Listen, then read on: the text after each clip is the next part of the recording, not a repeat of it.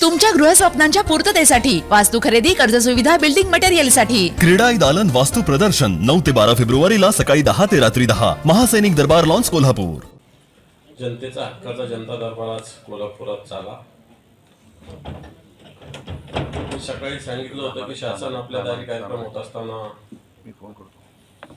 खरोखर शासन जनतेच्या दारात पोहोचतं का,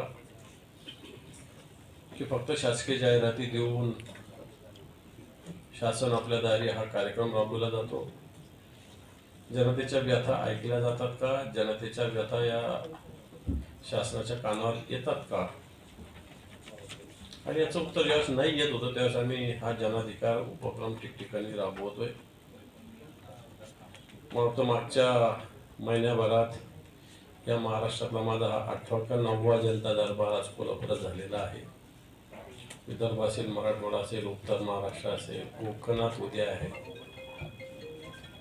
आज या ठिकाणी मला जवळपास 330 निवेदनं प्राप्त झालीत।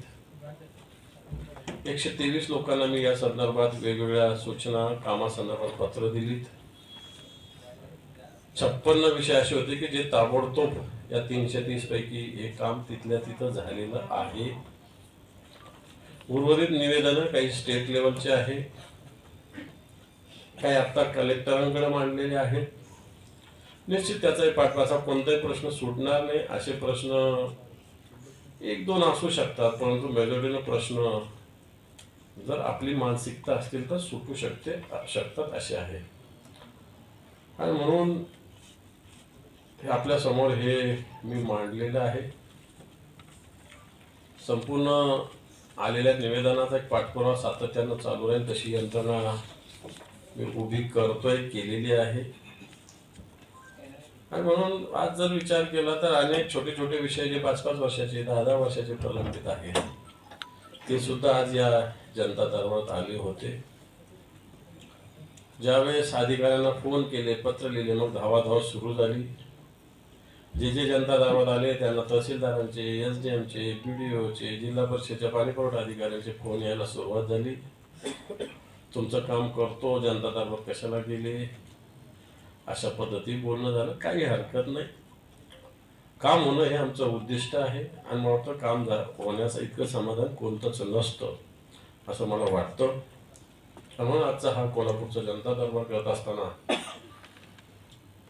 एक प्रकल्प, कोणता प्रकल्प, चांदोली प्रकल्प, तिथल्या सुद्धा पुनर्वसनाचा एक मोठा प्रश्न आहे, तिथे भेट दिली। त्याच्या संदर्भात सुद्धा मान्य जिल्हाधिकारी, मान्य वन विभागाच्या अधिकाऱ्यांसोबत चर्चा झालेली आहे। सातत्यानं या सगळ्या शेतमजूर शेतकरी बांधवांना आश्वासनं दिली जातात। फक्त येणाऱ्या काळात निश्चित या बांधवांना एक न्याय मिळवून देण्यासाठी आम्ही प्रयत्न करू। त्यातलं काही काम मार्गी लागतील असं कलेक्टर साहेबांनी सांगितलेलं आहे।